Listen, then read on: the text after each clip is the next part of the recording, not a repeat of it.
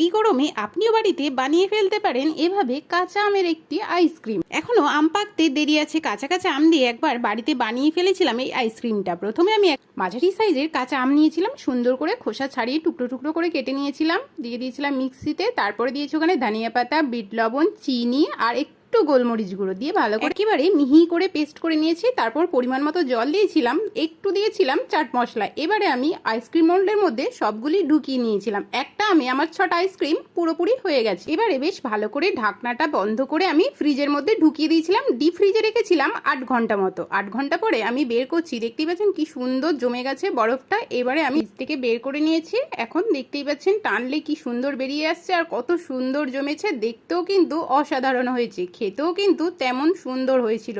এই গরমে আপনিও বাড়িতে একবার বানাতে পারেন এভাবে কাঁচা আমের আইসক্রিম, সবার মুখে হাসি ফোটাতে পারেন বানিয়ে। কেমন খেতে হয়েছে কমেন্ট বক্সে জানাতে ভুলবেন না। আবার নতুন রেসিপি নিয়ে